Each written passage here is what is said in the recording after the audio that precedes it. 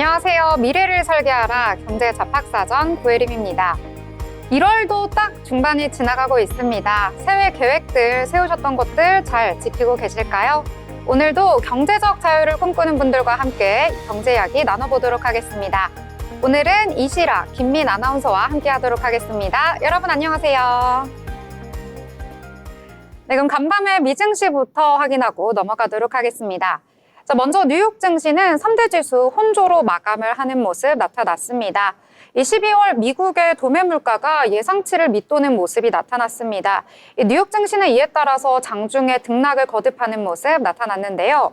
이 전반적으로는 우량주가 강세를 보였고요. 기술주는 약세를 보이는 모습 나타났습니다. 이 미국의 노동부가 지난해 12월 미국의 PPI가 전월 대비 0.2% 상승했다고 발표를 했는데요. 이 다우존스가 집계한 전문가 전망치를 밑돌았다라고 볼 수가 있겠습니다. 이에 따라서 인플레이션이 둔화할 수도 있다는 기대감과 함께 연준이 금리 인하에 나설 여력이 생겼다는 평가가 나오고 있는데요. 즉 시장에는 호재다라고 볼 수가 있겠습니다. 그렇기 때문에 지수는 개장 후 한동안 강세를 보였었는데요. 하지만 주가지수 하락세로 전환을 하더니 등락을 거듭하는 모습이 나타났고요. 불안정한 모습 계속해서 이어갔습니다.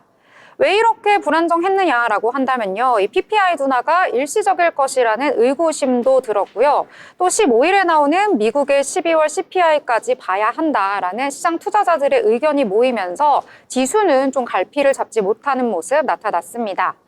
이 밖에도 M7 기업들은 모두 하락을 하면서 마감을 했는데요. 이 고금리의 환경이 기술주에 불리한 것으로 여겨지기 때문입니다. 이 메타 같은 경우에는 2% 넘게 떨어지면서 마감을 했고요. 그리고 테슬라와 엔비디아 역시도 1% 이상 밀리면서 마감을 했습니다. 이 밖에도 이번 주에는 은행주들의 실적이 발표가 될 예정입니다. 이 JP 모건과 더불어서 시티그룹이라든지 골드만삭스, 웰스파고, 모건 스탠리 등 이 작년 4분기 실적을 발표한다는 점도 투자에 참고를 하시고요. 아까 언급해 드렸다시피 15일에는 이 CPI도 지수가 발표될 예정이니까요. 투자를 하실 때 함께 참고하시면 좋을 것 같습니다. 자, 미증시는 최근에 조정 국면에 들어서면서 좀 방향성을 찾지 못하고 있는 모습 나타나고 있습니다. 국내 증시도 좀 미증시와 분위기를 함께 하는 걸까요? 좀 어떻게 플러스로 갈지 마이너스로 갈지 좀 조마조마한 그런 마음으로 국내 증시 살펴봤는데요. 오늘장 어떻게 흘러갔을지 어떤 섹터가 좀 강했는지 함께 살펴보도록 하겠습니다. 자, 시라 아나운서는 오늘 장에 대해서 어떤 테마를 좀 주목을 해보셨을까요? 네, 제가 오늘 첫 번째 가지고 온 테마는 바로 해운주 테마입니다. 1월 20일 트럼프 2기 행정부 출범을 앞두고 이 해운주 테마가 수혜를 받는 모습인데요. 네, 먼저 미국의 중국 조선 해운업계에 대한 규제 가능성이 굉장히 높아지고 있는 흐름이 나타나고 있습니다. 이 와중에 외국인 순매수세가 나타나고 있어요. 그래서 실제로 한번 살펴보시면 먼저 HMM, 흥하해운, 페노션과 같은 지금 대부분의 종목들이 오름세를 보이고 있습니다. 그래서 HMM 같은 경우는 이번에 6%대 흐름대가 나타났고요. 흥하해운도 5%대, 페노션도 3%대 강한 상승세를 보여주면서 상승 마감을 했습니다. 이와 관련해서는 조 바이든 대통령이 임기를 며칠 남기고 있지 않은 상황에서도 이 도널드 트럼프 차기 대통령이 대중국 강경 기조를 유지하겠다. 이만큼 트럼프 2기 행정부의 정책이 앞으로의 지금 해운주에도 영향을 미치는 것으로 보입니다. 외국인 순매수세가 이어지고 있는 상황에서 앞으로의 트럼프 관세 정책과 더불어서 관련주들의 흐름 계속 소식과 함께 놓치지 않으셨으면 좋겠습니다. 네, 해운주 또 오늘 또 강세 보였습니다. 어제도 사실 좀 강세를 보여서 소개를 해드렸었는데 그 연속적인 흐름 오늘까지 이어가고 있습니다. 그동안 좀 많이 올랐나 싶었던 종목들이 오늘 또 한 번 뛰는 모습 나타났더라고요. 올해 전망 굉장히 좋으니까요. 함께 챙겨보시면 좋을 것 같습니다. 자, 그러면 또 다른 테마와 이야기들 함께 해보려고 하는데요. 자, 우리 민 아나운서는 어떤 내용에 주목을 해보셨을까요? 네, 오늘 소개해드릴 첫 번째 테마는 자율주행 테마입니다. SOS랩이 미국 도널드 트럼프 대통령 취임 이후 자율주행 관련 규제가 완화될 수 있다는 기대감에 상승세를 이어갔지만 결국 상승분을 반납한 모습을 오늘 보였는데요. 지난 10일 라이다 전문기업 SOS랩은 라이다 솔루션 전문기업 뷰런테크놀로지와 라이다 기반 자율주행 솔루션 협력을 위한 업무 협약을 체결했습니다. 이번 협약으로 두 회사는 각자 기술적인 강점을 바탕으로 라이다 인지 알고리즘화의 고도화에 나설 계획이라고 밝혔는데요. 이를 통해 자율주행 차량과 로봇 등 다양한 분야에서 차별화된 서비스를 제공하고 또 새로운 수요처 발굴과 시장 확장 등 다방면에서 긴밀하게 활약할 방침이라고 밝혔습니다. 트럼프 대통령의 취임식이 다가오면서 이 자율주행 관련 규제를 대폭 완화할 수 있다는 전망과 SOS랩의 수혜 기대감이 반영된 것으로 해석됩니다. 블룸버그 보도에 따르면 현재 업계 관계자는 도널드 트럼프 미국 대통령 당선인의 인수위원회 완전 자율주행 차량을 위한 연방틀을 교통부 우선순위 하나의 계획으로 삼을 계획이라며 교통부에서 자율주행차 규제 프레임워크를 개발할 정책 담당자를 찾고 있다고 전했습니다. SOS랩은 2016년 6월 설립되어 자율주행 차량과 서비스 및 산업용 로봇, 그리고 안전 및 보안용 라이다 센서 연구 개발 및 제조 판매를 주력 사업으로 영위하고 있는데요. 또 주요 제품으로는 로봇, 그리고 차량 등 여러 모빌리티용 3D 고정 라이다 제품, MR 시리즈 등을 출시하고 있습니다. 앞으로 자율주행 테마주들 기대감 갖고 꾸준히 한번 살펴보시죠. 네, 자율주행도 떠오르는 섹터다라고 보실 수가 있겠는데요. 아까 언급해주신 SOS랩 같은 경우에는 핵심 기술이 이 라이더 주차 안내 시스템이라고 합니다. 이게 인천공항과 지금 협업을 통해서 더욱더 이 기술이 넓은 지역에 이제 도입이 될 것이라고 하는데요. 현재는 김해공항과 여수공항에 도입이 확정이 되었다고 합니다. 이 기술 같은 경우에는요, 저희가 공항에 갔을 때 이제 자가용을 끌고 가게 되면은 이제 주차를 하잖아요. 근데 이 주차면이 어디에는 차량이 이미 들어와 있고 또 어디에는 차량이 없는지를 확인을 해서 몇 대의 좀 잔여 주차 대수가 있는지를 확인할 수 있는 시스템이라고 합니다. 함께 챙겨보시고요. 투자가 좀 괜찮다 싶은 분들은 함께 살펴보시면 좋을 것 같습니다. 자, 그러면 또 다른 내용들 함께 알아보려고 하는데요. 이 테마는 진짜 연일 언급을 해드리는 것 같습니다. 바로 조선주 이야기죠? 네, 그 맞습니다. 두 번째 테마로 제가 갖고 온 것은 바로 조선주 테마인데요. 트럼프 2기 행정부에 정말 큰 수혜를 받고 있는 또 다른 테마 중에 하나입니다. 조선주의 상승세가 말씀해 주신 대로 정말 매서워요. 어떻게 이렇게 그러니까요. 계속 연일 신고가를 갈 수 있을까라는 생각이 들 정도인데 이번에는 근데 조금 다릅니다. 그전에는 뭐 조선주 안에서도 여러 가지 분야가 있다면 이번에는 삼성중공업, 해양 플랜트, 그러니까 LNG 관련해서 굉장히 신고가가 이어졌는데요. 삼성중공업 HTS를 함께 확인해 보시면요. 오늘 정말 큰 불기둥을 세웠습니다. 그래서 오늘 52주 신고가를 달성하기도 했어요.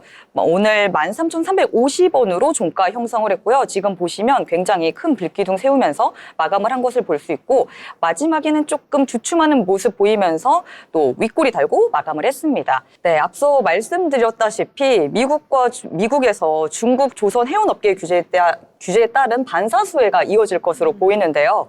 이번에는 그중에서도 또 트럼프 대통령이 LNG선 관련해서 계속 앞으로 좀 더 이 수출 승인 중단 조치를 해제하고 해당 산업을 활성화하겠다고 말을 했었거든요. 이에 따라서 또 앞으로 20일에 트럼프 2기 행정부 출범에 따라서 수혜가 있을 것으로 보입니다.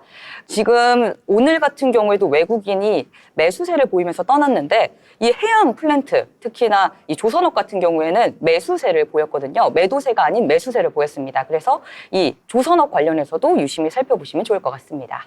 네, 정말 어디까지 오르나 싶은데요. 52주 신고가 오늘도 여러 종목들이 조선주 안에서 좀 기록을 해줬습니다. 삼성중공업을 비롯해서요, 뭐 하나엔진, 하나오션, HD, 한국조선해양, HD 현대마린엔진까지 이 조선주 안에서도 조선이라든지 조선기자재까지 정말 여러 섹터 안에서의 항목들이 함께 올라주고 있는 것 같습니다. 좀 연일 오르고 있으니까 지금 사도 되나? 좀 접근하기가 좀 무서운데? 라고 생각하실 수도 있겠는데요. 좀 많은 분들이 괜찮게 보고 있기 때문에요. 여러분들도 함께 주목해 보시면 좋을 것 같습니다.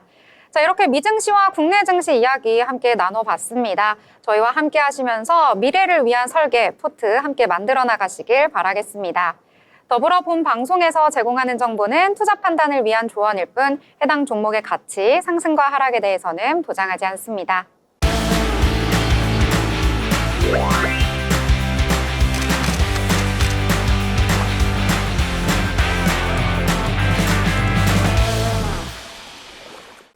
네, 이번 시간은 전국의 축제, 전시, 하프를 알아가 보는 시간이죠. 어디 갈까 시간입니다. 자, 오늘은 또 어디로 떠나볼까요? 오늘은 김민지 아나운서와 함께 하도록 하겠습니다. 안녕하세요. 네, 안녕하세요. 아나운서 김민지입니다. 네, 설 명절에 가볼 만한 곳을 오늘 준비해 오셨다고요? 맞습니다. 최근에 직장인들에게 굉장히 반가운 소식이 들려왔죠. 바로 이번 달 27일이 임시공휴일로 지정되면서 올 설 명절이 4일, 주말에 포함하면 무려 6일이나 쉴 수 있게 됐습니다. 아마 지금쯤 많은 분들이 이 기간을 어떻게 하면 알차게 쓸까 고민하고 계실 텐데요. 두 아나운서분들은 이 기간 어떻게 보낼 계획이신가요? 일단 저는 계획이 없는데요. 여행을 좀 가고 싶은데 자금 상황이 좋지 않아서 여행은 가지 못할 것 같습니다. 원래 무계획이 또 계획이란 말도 있잖아요. 네. 저도 갑자기 휴일이 생기니까 그냥 어디를 갈까 싶긴 한데 네. 그냥 집에나 있어야겠다라는 생각이 들더라고요. 맞습니다. 다들 아마 시청자분들도 이 기간을 가족과 또 연인들과 아니면 홀로서라도 좀 알차게 쓰고 싶은데 어디를 가고 싶은데 막상 좀 현실적인 여건이나 상황이 안 돼서 아쉬워하시는 분들이 많으실 것 같아요. 특히 기간이 길다 보니까 그동안에 가지 못했던 해외여행이나 한번 가볼까라는 알찬 계획도 있겠지만 그렇지 못한 분들을 위해서 오늘은 이 국내에서 즐길 수 있는 해외여행, 유럽 축제를 준비했습니다. 바로 베니스 카니발 가면 축제인데요. 혹시 들어보셨나요?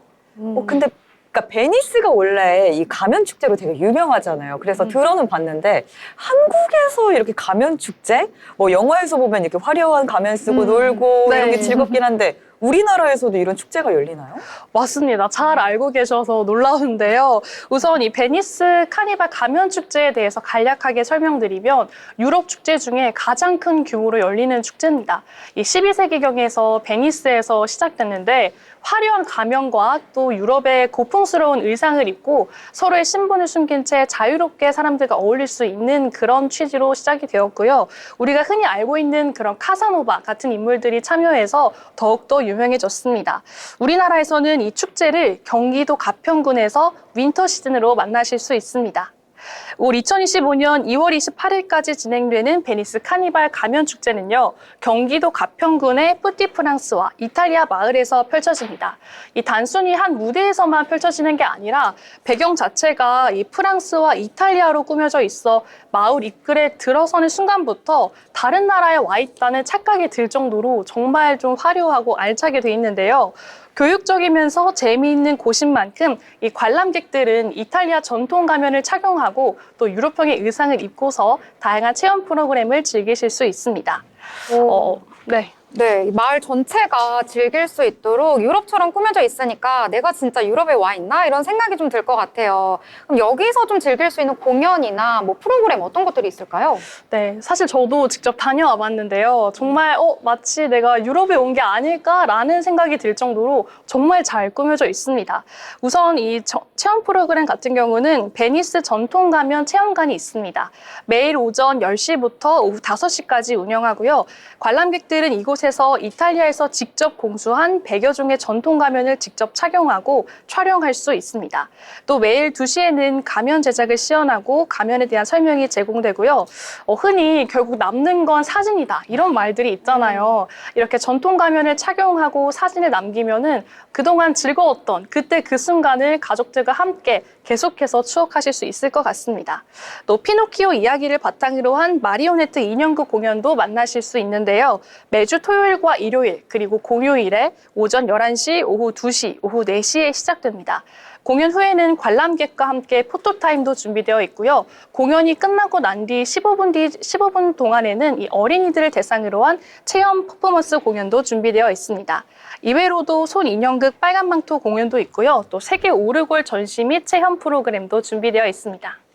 듣기만 해도 뭐 인형극도 있고 퍼포먼스 공연, 뭐 사진 촬영까지 진짜 정말 다양하게 있는 것 같은데 이렇게 색다른 경험을 하고 나니까 뭔가 좀 이 마을 전체가 유럽이다? 아까 이 말이 맞으실까요? 마을 전체가 유럽인 건가요? 맞습니다. 이 축제가 진행되는 마을 전체가 뿌띠프랑스와 이탈리아 마을을 배경으로 하는데요. 이 뿌띠프랑스는 프랑스 동화인 어린 왕자를 테마로 한 유럽 마을로 다양한 드라마 촬영지로 유명합니다. 에펠탑, 탑, 몽마르트 언덕, 그리고 노트르담 성당 등 곳곳의 포토존은 물론 다니는 길 자체가 마치 프랑스와 같아서 이 프랑스 여행이 온 듯한 느낌을 주고요. 이탈리아 마을은 이렇게 지도를 준비했습니다. 보시는 것처럼 축제 외에도 전시관, 갤러리, 그리고 전망대, 중요한 식당과 카페도 있어서 체험 즐기시다가 배고파지면 식사하시면 되고 또 카페에서 커피 한 잔 마시면서 여러 가지 둘러보시면 되겠습니다.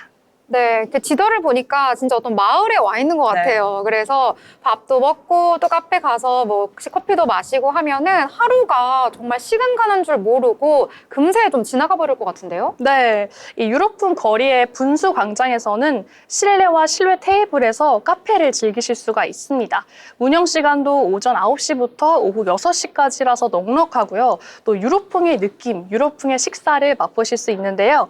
각 식당에서는 제철 재료와 로컬 푸드로 다양한 미식의 세계 만나실 수 있습니다. 더불어서 편의시설로는 넓은 주차장과 화장실, 수유실, 물품 보관함이 있습니다. 이렇게 편의시설까지 잘 갖추고 있는 만큼 정말로 구경하는데 아니면 관람하는데 불편함이 없을 것 같은데요. 근데 저희가 가장 궁금한 게 사실 네. 비용이지 않겠어요? 그렇죠. 저희가 또 돈을 다루는 프로그램이다 보니까 혹시 이용료가 있다면 알려주시겠어요? 네, 굉장히 중요한 질문인데요. 유료 체험인 만큼 이용료가 있습니다. 현재 공식 홈페이지에 따르면 중고등학생을 포함한 청소년과 대인은 문화체험비를 포함해 통합 이용권이 19,500원이고요. 이 36개월 이상부터 초등학생인 소인은 16,000원입니다. 다만 우대 할인이 있어서 각자에게 맞는 정확한 이 가격은 홈페이지 참고하시면 좋을 것 같습니다. 네. 이 단돈 2만 원도 안 돼서 하는 유럽 여행이라니 원래 한 몇백만 원 정도 들어가잖아요. 정말 2만 원에 유럽을 간다고 하면 너무나도 가고 싶을 것 같은데요. 또 들어보니까 주변에 관광지들도 굉장히 많다고 들었거든요. 어떤 것들이 좀 있을까요? 네, 이 유럽 마을에서는 좀 도시적이고 좀 유럽풍의 느낌을 만끽하신다면 주변에는 청평호라는 곳이 있어서 또 색다른 느낌을 만나실 수 있습니다. 산과 푸른 숲으로 둘러싸여 있는 이 청평호는 드라이브 하기에도 또 호수를 따라 걷기에도 참 좋은 곳인데요. 청평호에서는 가평 크루즈도 운행하고 있어서 넓은 호수를 또 거닐 수도 있습니다. 네, 그럼 마지막으로 이제 또 축제를 가는 길도 한번 안내해 주시죠. 네, 경기도 가평군 청평면에 위치해 있고요. 자가용을 타고 가시는 분들은 넓은 주차장이 있기 때문에 주차하실 수가 있고요. 대중교통을 이용하시는 분들은 기차를 타고 청평역에서 내리셔서 버스를 타고 푸티프랑스 정류장에서 하차하시면 되겠습니다. 그리고 푸티프랑스 마을에는 숙박 예약도 있어서요. 정말 멀리서 오시거나 아니면 하루는 좀 아쉽다 하시는 분들은 숙박을 이용하시면 며칠, 연일 동안 이용하실 수가 있습니다. 오늘은 이렇게 이맘때쯤 다가오는 설 연휴를 계획하고 계신 분들을 위해서 국내에서 즐길 수 있는 유럽 축제인 베니스 카니발 가면 축제를 준비해 왔는데요.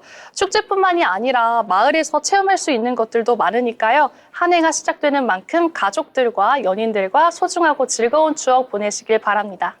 네, 너무나도 좋은 축제 소개해 주셨습니다. 특히 이번에 설 연휴가 굉장히 긴데요. 또 설 연휴에 문을 닫는 곳이 많아서 어디를 가야 할지 고민이 많이 있으시더라고요. 이번에 전해드리는 축제 꼭 챙기셔가지고요. 방문해 보시길 바라겠습니다. 지금까지 알찬 소식 전해주신 김민지 아나운서 감사합니다.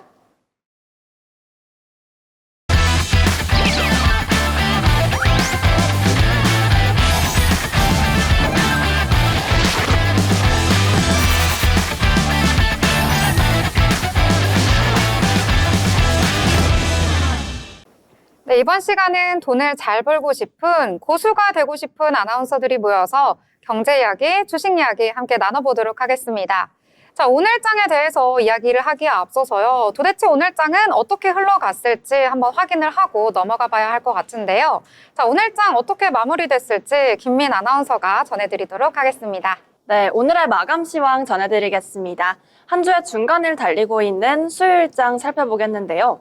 먼저 코스피가 기관 매도세 2,500선을 지키지 못하며 일제히 하락 마감한 모습을 보였습니다. 그럼 자세한 장중 흐름 먼저 살펴보겠습니다. 먼저 코스피 지수입니다. 코스피 지수 오늘 2,520선을 터치했지만 2,500대까지 초반까지 밀리며 결국 2,400선에서 마감했습니다.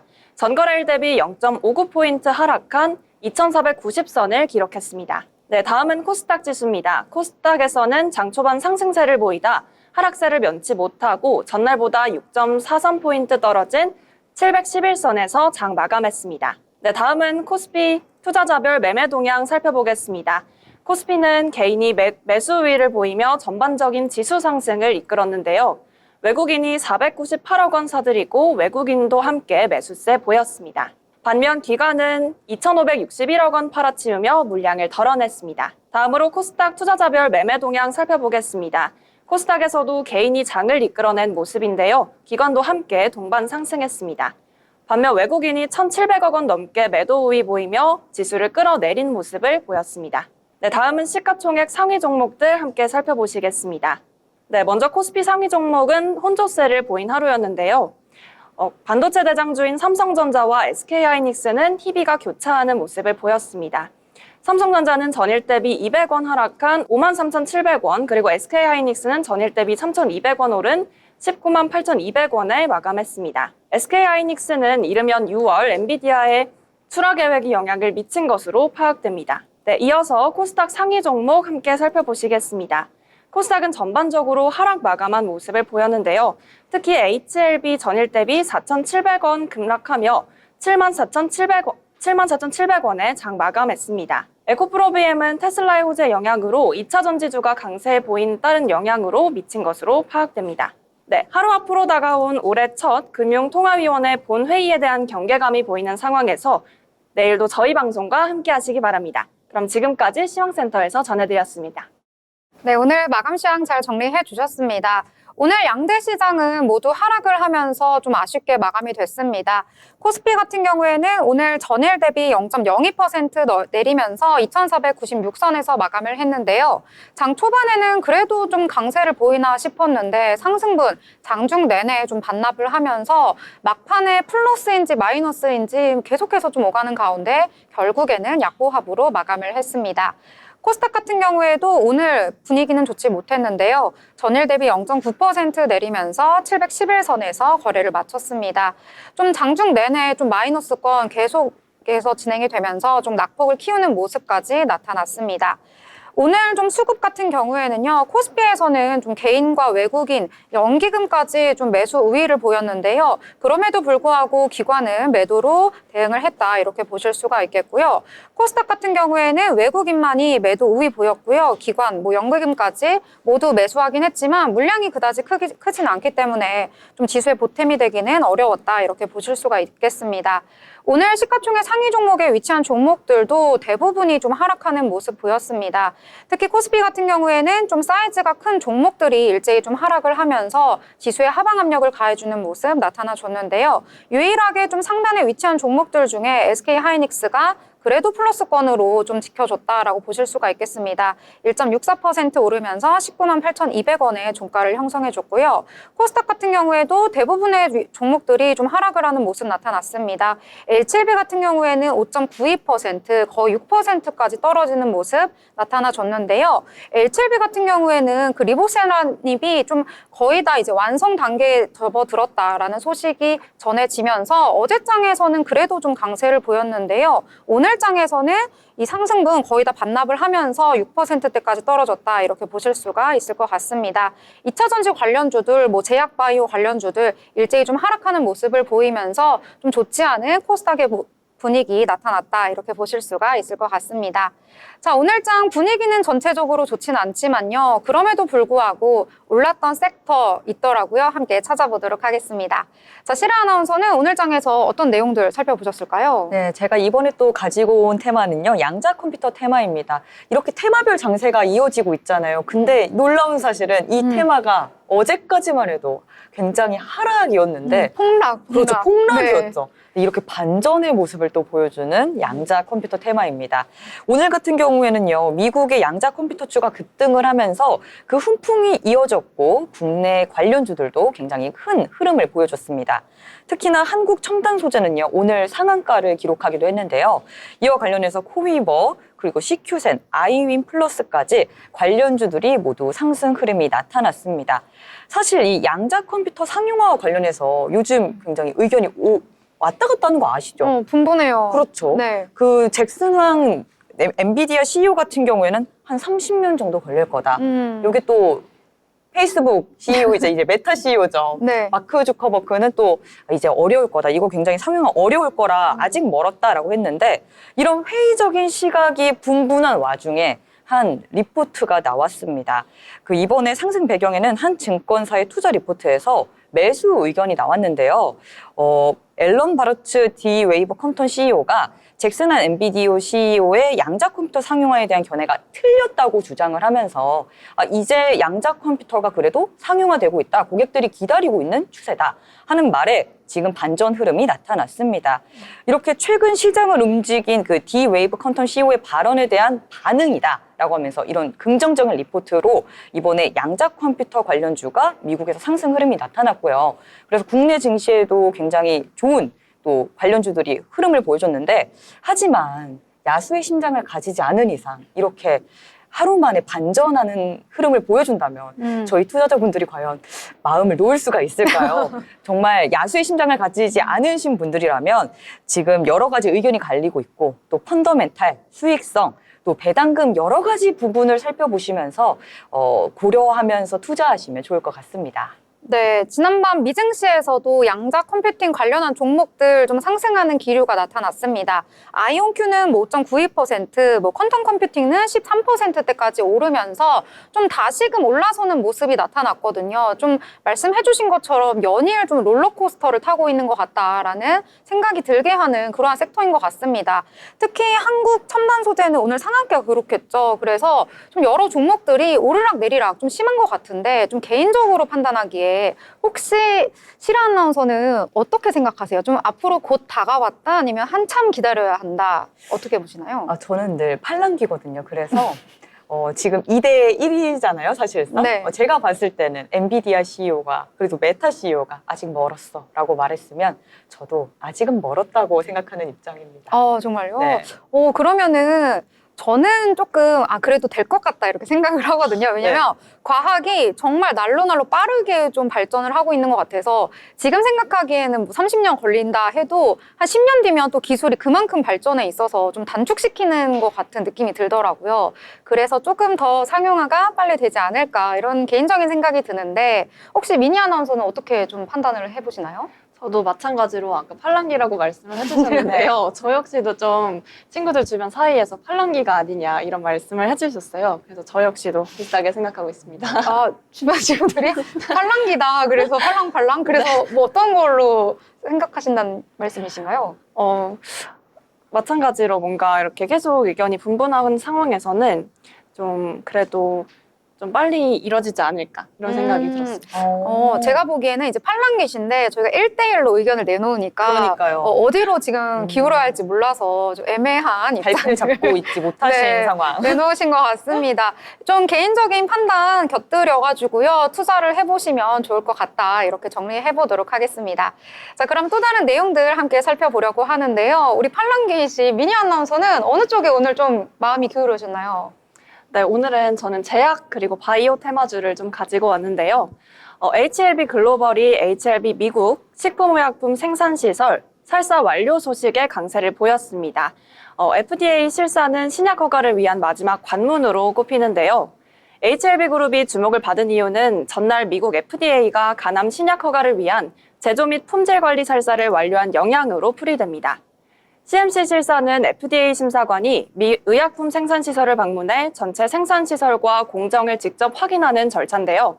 이번 실사는 HLB의 리보세닙과 병용하는 항서제약의 면역 상용제 칼레맵주맘을 생산시설을 대상으로 진행됐습니다. 항서제약이 지난 1차 허가 심사 때 통보받았던 보안사항을 포함해서 모든 시설과 공정에 대해 원점부터 재점검했다고 밝혔는데요. HLB는 항서제약이 보안 서류를 준비하고 있다고 전해왔다며 FDA 규정에 따라 영업일 기준 15일 내 FDA에 제출할 예정이라고 밝혔습니다. 다만 여기에 몇 가지 보완이 필요하다는 그런 소식이 들리면서 불안감이 확산된 것으로 풀이되는데요. FDA는 이런 개선 상황 등을 반영해서 신약 허가 결정 기일인 3월 20일 내 신약 허가 여부를 결정할 계획이라고 밝혔습니다. 네, HLB 관련된 호재가 나오긴 했는데요. 주가에는 오늘 그렇게 크게 좀 긍정적인 작용을 하지는 못한 것 같습니다. HLB 글로벌 같은 경우에는 오늘 0.81%에서 마감하는 모습 나타났고요. 이 밖에도 HLB나 LCLB 생명과학 같은 이런 그룹주들 내에서도 장 초반에만 반짝 좀 강세를 보였었고요. 일제히 하락 전환한 이후에 오늘 거의 다 마이너스권으로 마감을 했다, 이렇게 보실 수가 있겠습니다. 역시 제약바이오는 신암 개발이 되었다, 아니면 통과가 되었다, 이런 소식이 전해질 때마다 좀 주가가 튀어 오르더라고요. 그런 부분까지 감안하셔가지고 투자하시면 좋을 것 같습니다.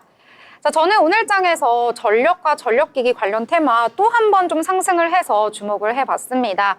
저희가 이 테마는 계속해서 소개를 해드렸습니다. 아무래도 LA에 역대급 산불이 좀 발생을 하면서 좀 전력망이 손실이 되었다. 이에 따라서 복구를 위해서 국내 기업들이 좀 수혜를 받지 않을까 하는 기대감 속에서 이 테마가 강세를 보였었는데요. 이 간밤에 또 미국에서 전해진 호재 때문에 또 한 번 좀 강세를 보이는 모습 나타나줬습니다. 이 바이든 대통령이요, 이 연방정부 부지 임대를 통해서 이 AI 데이터 센터와 청정에너지 인프라 건립을 돕는 행정명령에 서명을 했다고 전해졌습니다.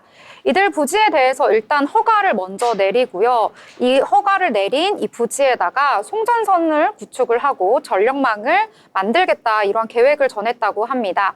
왜냐하면 AI 시대에 접어들게 되면은 데이터 센터 반드시 확보를 해야 하는데, 이 데이터 센터가 확보되는 만큼 그만큼 또 전력을 공급해야 하는 전력망이라든지 전력기기에 대한 수요도 엄청나게 커질 것이기 때문에 이에 대한 대비도 필요하다라는 의견이 계속해서 나오고 있는데요.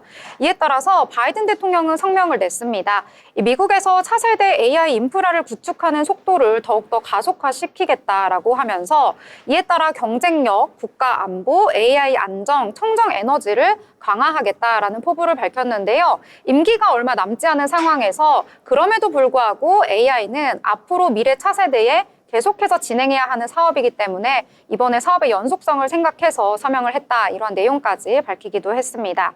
이에 따라서 관련된 종목 오늘 장에서 좀 강세를 보였는데요. 대한전선, 가온전선, 일진전기 같은 종목들 오늘 소폭이지만 오늘 악세장이었기 때문에 이 정도 상승을 했다, 이렇게 보실 수가 있을 것 같습니다. 이 AI에 관련된 종목들, 좀 밸류체인 엮이는 종목들은 연일 좀 강세를 보이기 때문에요. 함께 챙겨보시면 좋을 것 같습니다. 자, 그러면 또 다른 내용들 함께 살펴보려고 하는데요. 자, 실화 아나운서는 또 어떤 내용에 주목을 해보셨을까요? 네, 이번에 또 갖고 온 것은 엔터주입니다. 엔터주가 그래도 양시장 하락한 가운데 상승 흐름이 나타났거든요. 그래서 이번에 갖고 와봤는데 어제장과 비교하면 그렇게 상승분이 크지는 않습니다. 그래도 주요 관련주 JYP 그리고 SM, YG 엔터테인먼트 모두 강보합으로 마감을 했고, 하이브 같은 경우에는 1%대 상승 마감을 했습니다. 올랐던 배경을 설명드리자면 올해 상반기에 신입 아티스트들이 이제 대거 출격을 할 것이다 라는 소식이 들려오면서 모든 흔히 6세대 아이돌이라고 하더라고요. 그래서 다 이렇게 좀 더 호재를 받은 것 같습니다. 이와 더불어서 실제 SM은요, 최근 신입 걸그룹이죠. 하츄투 하츄를 공개를 했어요. 그래서 앞으로 이게 에스파 이후에 4년 3개월 만에 출격하는 여자 아이돌이라고 합니다. 그리고 JYP 엔터테인먼트도 7인조 신인 남자 그룹을 이제 출범을 한다고 하고요. YG도 신인 그룹을 예고했습니다. 그리고 특히 엔터주 같은 경우에는 그 밸류에이션을 보면 BTS와 블랙핑크가 출격을 했을 때 이렇게 튀었다고 해요. 상승 흐름이 나타났는데요. 저희가 이제 또 BTS가 이제 다시 모인다고 합니다. 하반기에 다시 출격을 하기 때문에 앞으로 상승 흐름이 더 나타나지 않을까. 또 블랙핑크 지수가 솔로 앨범이 나올 예정이라고 합니다. 이렇게 블랙핑크, BTS라는 큰 거대한 모멘텀이 있기 때문에 앞으로 좀 더 엔터주는 주목할 만한데요. 두 분 다 혹시 좋아하시는 아이돌이나 있으실까요? 또 이렇게 네. 말을 하게 되면은 너무 옛날 사람을 소환하는 것 같은데, 네. 저는 이제 마지막으로 좋아했던 아이돌이 동방신기여가지고요. 동방신기를 좋아했었던 전적이 있습니다. 저는 그보다는 조금 더 나중인데 네. 저는 JYP의 트와이스 그룹을 오. 굉장히 이렇게 잔망스럽고 또 다양한 캐릭터들이 있는 그룹이라서 개인적으로는 좋아하는 그룹입니다. 그렇군요. 두 그룹 다 사실 굉장히 그 종목, 그 기업 안에서 캐시카우 역할을 했었는데 이제는 그 캐시카우를 물려주고 이제 신인 걸그룹도 나오고 또 여러 가지 아이돌들이 되고 출범하는 거잖아요. 네. 뭐 트와이스 말고 이제는 제가 알기로는 저도 기억이 안 나요. 있지? 있지도 이제 예전인가요? 예전이고 남자 아이돌인데 네. 사람이 많거든요. 모르겠네요. 저도 나이가 들었나 봅니다. 근데 무튼 이렇게 이제는 앨범 판매량도 지난해에 부진했지만 올해 같은 경우에는 뭐 중국에서도 슬슬 뭐 한한령이 풀릴 수 있다. 굉장히 작은 정말 작게 들려오는 소식이기 때문에 이거는 뭐 스쳐 지나가시고 좋은 모멘텀들이 다 있기 때문에 엔터주는 좀 더 주목해 볼 만한 것 같습니다. 그래서 이렇게 한번 주춤했을 때 지금 들어가야 그래도 좀 더 수익률이 커질 수 있으니까요. 엔터주의 소식들 관심 가지시고 SM, YG 또 JYP, 하이브까지 대거 많이 신입들도 출격을 할 테니까 한번 소식들 살펴보셨으면 좋겠습니다. 네, 해외 시장 말씀해 주시면서 중국 쪽 이야기도 해 주셨는데요. 2025년은 한국의 에이펙 의장을 맡게 되고요. 2026년에는 중국에서 맡게 된다고 합니다. 그래서 현 의장과 차기 의장이 좀 사이좋게 교류를 하게 된다면 중국 시장이 좀 열릴 수도 있다고 하더라고요. 근데 중국이 열리게 되면 시장이 굉장히 크니까요. 거기서 또 수익성 개선을 기대할 수 있다라는 이야기까지 나오고 있어서 함께 살펴보시면 좋을 것 같습니다. 자, 이렇게 엔터주 이야기까지 함께 나눠봤습니다. 작년에는 실적이 좀 좋지 못하고 주가도 영 맥을 못 추는 모습이었는데 올해 들어서 작년 말부터인가요? 조금씩 빛을 보고 있는 것 같습니다. 앞으로의 주가 추이도 저희가 살펴보고 계속해서 전해드리도록 하겠습니다. 자, 그러면 또 다른 내용들 함께 살펴보려고 하는데요. 우리 미니 아나운서 또 어떤 내용 함께 보셨을까요? 네, 저는 또 다른 테마인 칩셋 미디어 분야에 대해서 또 가지고 왔는데요. 삼성전자와 구글 등 비디오 코덱 넥 생태계 개발 기대감이 점차 커지고 있다고 합니다. 이 칩셋 미디어가 삼성전자, 구글, 그리고 퀄컴 등 비디오 코덱 생태계 개발에 나선다는 소식 등으로 기대감을 점차 높이고 있는데요. 칩셋 미디어가 삼성전자, 구글, 퀄컴들과 함께 참여한 APB 비디오 코덱 생태계 개발 확장에 참여한다고 밝히면서 강세를 연이어 보였습니다. APB는 국제 인터넷 표준화 기구 표준에 따른 차세대 비디오 코덱으로 영화 품질의 동영상 녹화와 후반 작업을 지원하는 건데요. 회사에 따르면 기존 비디오 포맷 대비 20% 적은 저장 공간 사용량으로도 지연 손실이 없는 비디오 품질을 제공한다고 밝혔습니다. 김상현 칩셋 미디어 대표는 APB 하드웨어 IP를 통해 영상 녹화를 위한 안드로이드 기반의 모든 기기에 우리의 기술이 접목될 수 있는 기회가 열렸다면서 인공지능 PC향 IP 라이선스에 이은 단기적 매출 볼륨 확대와 더불어 중장기적 글로벌 파트너십 확보에 이룬 성과로 그 의미가 크다고 또 밝혔습니다. 칩셋 미디어는 APB 코덱의 핵심인 인코더 그리고 디코더 하드웨어 IP 착수에 개발에 착수했으며 올해까지 이 개발을 완료해서 세계 최초로 상용화할 계획이라고 밝혔습니다. 네, 칩셋 미디어 역시 좀 대기업과 손을 잡으니까 주가가 오르고 있는 것 같습니다. 뭐 삼성전자, 구글, 뭐 퀄컴 이러한 좀 대기업들과 이 손을 잡으면서 주가에도 긍정적인 영향을 미친 것 같은데요. 이런 소식들 함께 전해드리도록 하겠습니다. 저는 오늘 장에서 우주항공 산업 좀 간만에 이야기를 해보려고 합니다. 리포트가 관련된 내용으로 좀 발간이 됐는데요. 한양증권에서 보고서가 나왔습니다. 2024년 트럼프 대통령 재당선과 함께 이 글로벌 우주 산업이 본격적인 성장 궤도에 들어섰다라고 하면서 관련된 종목들에 대해서도 좀 분석이 함께 나왔습니다. 이걸 좀 전해드리려고 하는데요. 이제는 좀 우주항공 쪽이 원래는 좀 사이즈가 크다 보니까 국가, 정부 주도로 이루어졌었는데요. 이제는 이러한 흐름이 민간 주도로 넘어왔다라는 내용이 담겼습니다. 특히 스페이스 X와 같은 이 민간 기업이 주도하는 상황을 뉴 스페이스 시대가 열린다라고 표현한다고 하는데요. 이 발사 비용 절감과 함께 기술 혁신이 가속화되고 있다 이런 평가를 좀 내렸습니다. 이 국내 시장에서는 관련된 기업들이 최근 들어서 주목을 받고 있는데요.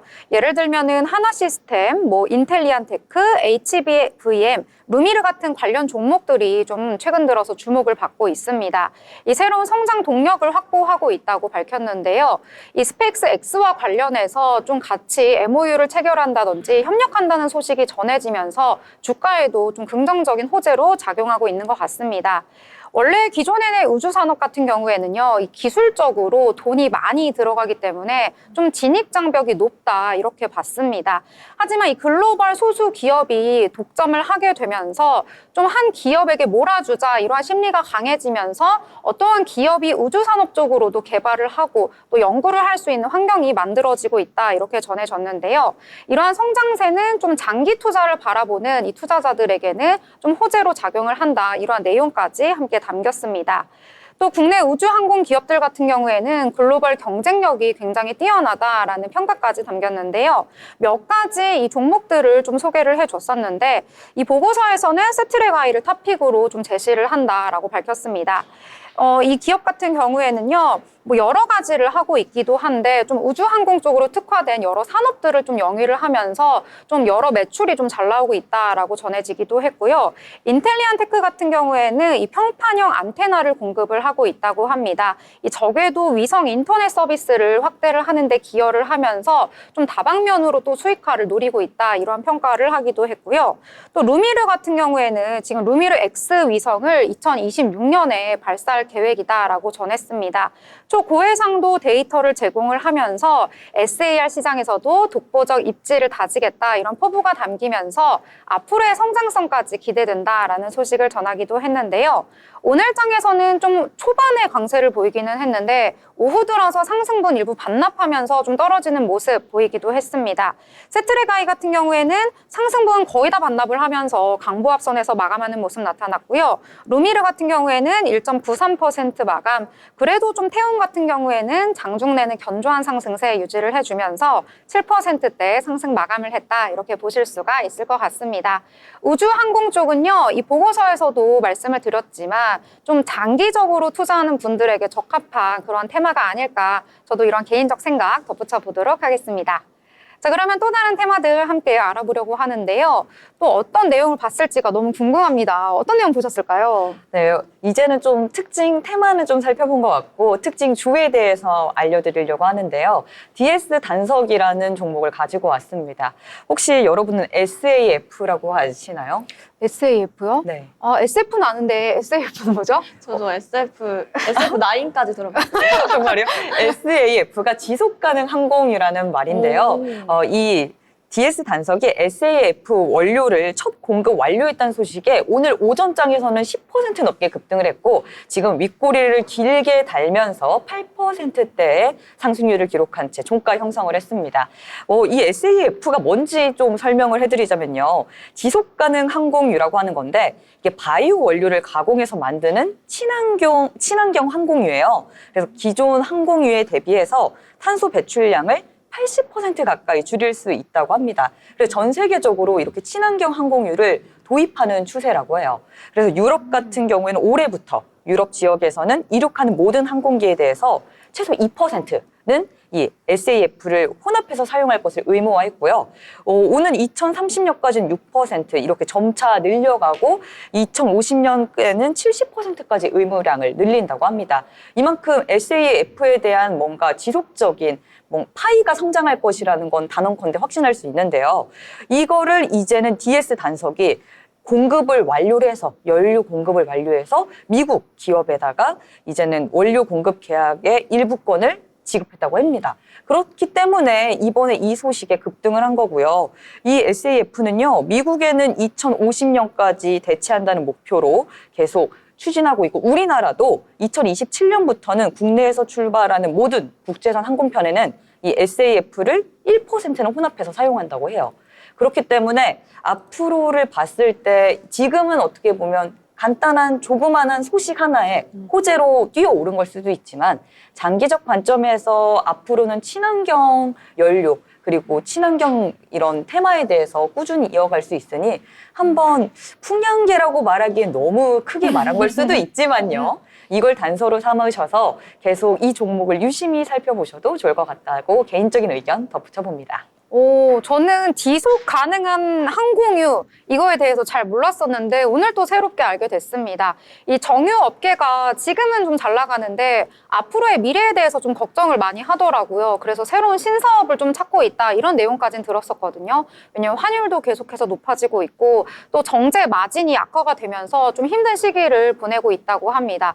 그런데 좀 새로운 돌파구가 될 수 있지 않을까 이 부분에 대해서도 저도 새롭게 알았는데요. 함께 살펴보시면 좋을 것 같습니다. 자, 저는 이제 대부분의 이야기 좀 나눈 것 같은데요. 오늘 좀 짧게 주목받았던 이야기가 있어서 간단하게 전해드리려고 합니다. 은행 관련주들 오늘장에서 좀 일부 종목들이 좀 주목을 받았는데요. 또 한국투자증권에서 보고서가 나왔습니다. 은행 업종의 작년 4분기 순이익이요. 컨센서스를 한 4% 정도 하회할 전망이다라고 밝혔는데요. 이자 이익은 양호할 것이라는 분석이 나왔습니다.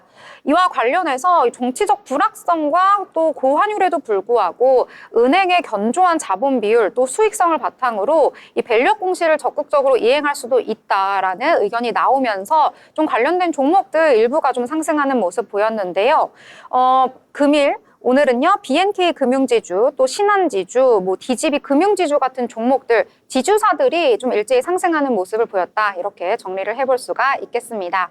자, 오늘장에 대해서 여러 가지 이야기들 함께 나눠봤습니다. 함께 나눠보시면서 이런 내용이 있구나라고 이해하실 것 같은데요. 앞으로도 함께 하시면서 미래를 위한 전략과 포트 함께 만들어 나가시길 바라겠습니다.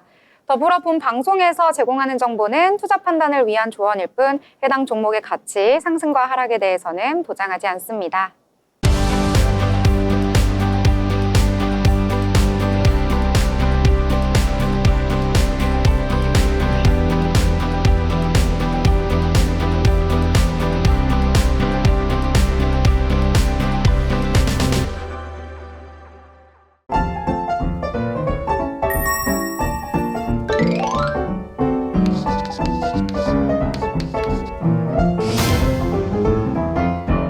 네, 오늘장에 대해서 간단하게 정리를 해보도록 하겠습니다. 여러 가지 이야기를 나눴는데요. 오늘장 한 줄로 평가하자면 어떻게 좀 해볼 수 있을까요? 자, 미나 아나운서는 오늘장 어떻게 한 줄로 표현할 수 있을까요? 네, 우리 시장 오늘도 주식시장 굉장히 하방 압력이 많이 가해진 것을 볼 수 있었습니다.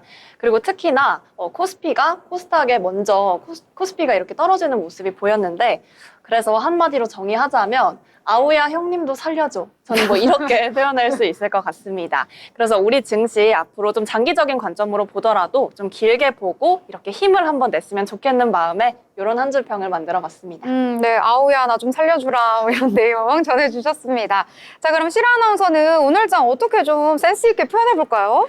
센스 있게라고 표현하면 모르겠지만 저도 기대감이 컸어가지고 제가 네. 오늘 파란 옷을 입어도 될 거라고 생각을 했어요. 왜냐면 오전장까지만 해도 코스피, 코스닥 모두 빨간불이었었거든요. 그래서 기대가 크면 실망도 크니 마음을 단단히 먹자. 그러니까 다음 날을 기다리면서 여러분 모두 해 뜰 날이 있잖아요. 해는 무조건 뜹니다. 저희 강한 심장을 가지고 내일도 화이팅 하자라는 저의 각오와 의지로 마무리하겠습니다. 네, 화이팅하는 마음으로 전해주셨습니다.